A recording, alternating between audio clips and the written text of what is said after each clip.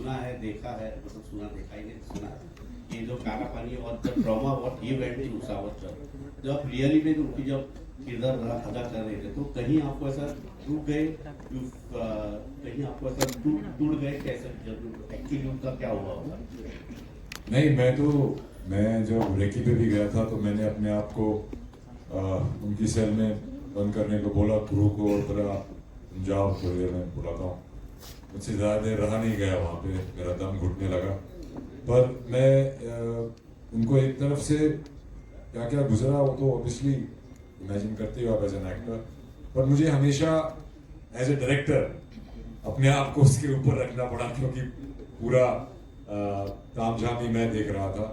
तो it was tough, but it was unimaginably tough what he went through, and not only him, many other people.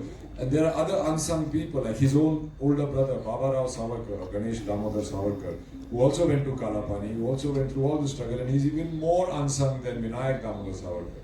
So there are many more people who suffered a lot, but nobody was a prolific writer, poet, and an ideologue like Mr. Vinayak Savarkar was. What differentiates him from other people was not only his struggle, but also his giant intellect and his ability to convince and influence a large amount of people. That's why he's so important today. We're going to take one last question. Last question, please. Ranjit, आपसे पूछना चाहेंगे कि मतलब आजकल social media के तौर पे जो है लोग जो है फिल्मों को जो है मतलब क्रिटिसाइज करने लगते हैं कुछ ना कुछ देखे, तो आपको लगता है कहीं ना कहीं इस चीज़ को भी लेके करेंगे क्योंकि कहीं ना कहीं बोलेंगे प्रोपेगेंडा फिल्म है, या फिर उसके बाद जो है पार्टी से जोड़ देंगे पॉलिटिकल, उसके जो क्या कहेंगे उसके बारे में? मेरा ये मानना है कि ये एंटी प्रोपेगेंडा फिल्म है, क्योंकि प्रोपेगेंडा तो सावरकर जी की लाइफ में बहुत सालों से लोगों ने मचा रखा है। तो ये एंटी प्रोपेगेंडा फिल्म है, ये उस प्रोपेगेंडा को क्लियर करने वाली फिल्म है। और ये फिल्म हम एक्चुअली पिछले 15 अगस्त को रिलीज करने वाले थे, पर due to many reasons out of our control ये रिलीज होते होते 22 मार्च तक आई है। और मैं चाहूंगा कि लोग इसके बारे में डिबेट करें। जितना लोग इस फिल्म को सोशल मीडिया पे नकारेंगे, उतनी ही ये फिल्म लोगों तक पहुंचेगी, ये मेरा अपना मानना है। Hi guys, Naveen this side from E24. First of all, congratulations to you all. बचपन में मैंने ये चीज़ पढ़ा था कि भारत की पहली महिला जिन्होंने झंडा को फहराया था वो मैडम का, उसे बड़े पर्दे पर देखना एक अलग ही ट्रीट था। मेरा सवाल संदीप आपसे भी है और आनंद सर आपसे है कि 2 लैंग्वेजेस में क्यों नहीं भारत के हर कोने में ये कहानी पहुंचनी चाहिए? क्या कोई प्लानिंग है कि आगे अदर लैंग्वेजेस में भी आप इसे रिलीज करेंगे? ऐसा आप सिनेमा को लैंग्वेज में क्यों बांध रहे हैं?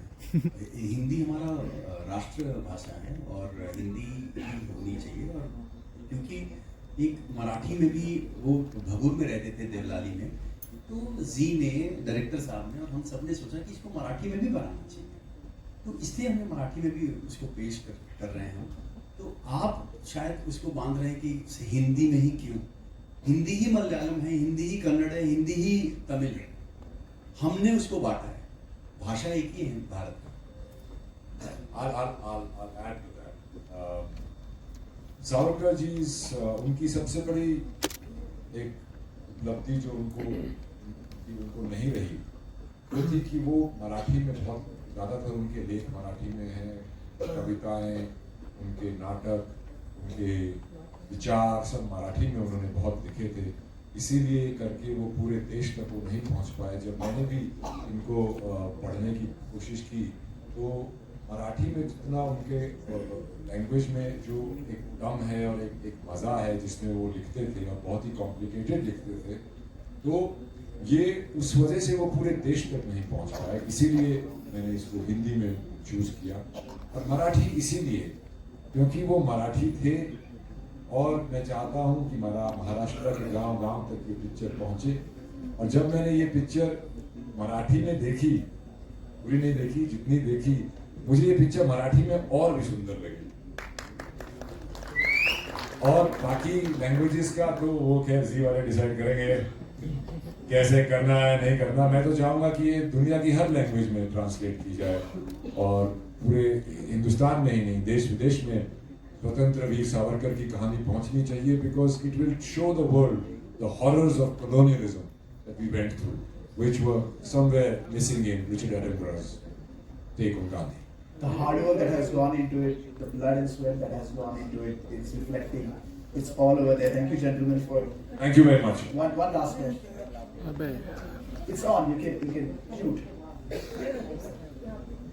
हाँ जी बताइए। रसिका शिंदे फ्रॉम मुंबई तरुण भारत। आपका माइक ऊपर कर लीजिए। It's not hello okay hello Randeep sir, Rasika Shinde from Mumbai Tarun Bharat. अभी आपने कहा कि मराठी में आपने ये मूवी देखा और भी ज़्यादा सुंदर लगा। Thank you so much for that. मुझे ये पूछना है कि जब भी आप कोई बायोपिक करते हैं तो उनके कैरेक्टर में से कुछ चीज़ें as a actor as a इंसान आप अपने पास रखते हो। सावरकर जी के गुण या उनसे बहुत सारी चीज़ें सीखने वाली थी। आपने ऐसे कौन से 3 गुण हैं जो आपके पास एक रणदीप हुड्डा हमेशा रखना चाहेगा और जो उन्होंने रखा है?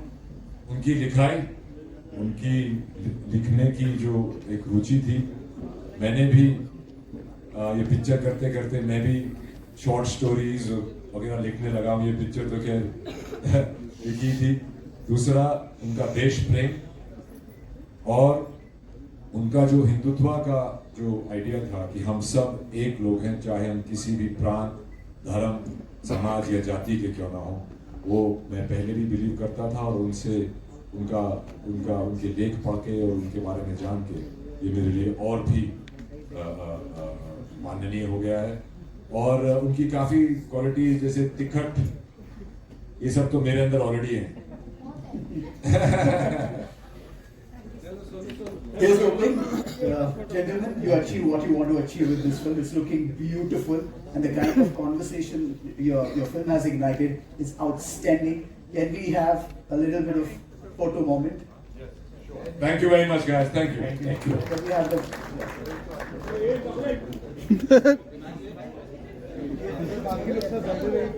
कौन है भाई चॉकलेट? चॉकलेट दोस्त पे आटेगा। After the photo op, we are going to play the trailer. Once more, everybody loved it, and for all the people who came here, came